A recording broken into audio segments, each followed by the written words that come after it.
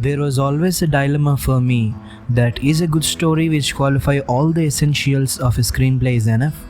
Will a good character affect the story in a positive way, or is it neutral in nature? For this, we need to understand what a character has to give for a story world. As Robert McKee, who is a household name for many screenwriters, quoted that, "True character is revealed in the choices a human being makes under pressure.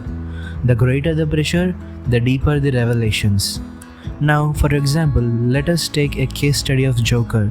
When somebody asks you who is author or aka Joker is, you can say he is a man suffering from a mental health problem and he works as a clown, and a clown who loves his mother aspires to be a stand-up comedian. But now, what makes him Joker? And in the similar way, what makes Travis, a taxi driver, go crazy? What makes Faisal Khan to avenge his father? All aspiring screenwriters, think about this for a minute. It is the interactions they make with the story world. It is the decisions they take which affects the story world and simultaneously reveals the true character.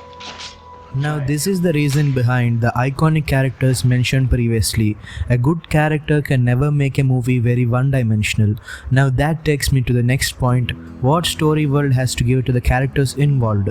Take the previous example of Joker or Taxi Driver. We can have the essence of the transformation of the characters into what they are, the true identity of them. I also want to show how a bad character and story world integration looks like. For that, I'll take an example of Rogue One, a Star Wars story. Sorry, Star Wars fans, I can't do anything. This film starts with our protagonist, Jyn Erso, in her childhood days. Firstly, bad guys force her father to work for them. Then she was took by another guy, and then another guy comes and takes her to elsewhere. And this goes on to a point where it becomes obvious what is going to happen. We all know Star Wars is a great story world created which has strong 43 years of basement. And on paper, Jyn Erso character is also having all the boxes checked. She has a conflict, she has a final destination, she has motives for her actions which justify it. But what is lacking? This takes me to first point where I started.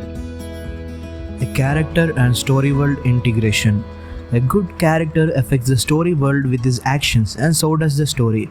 Protagonist and the world created communicate to each other and has justified outcomes for every action, which makes all the characters feel they are in the place which is meant for them organically, but not feel fabricated just for them.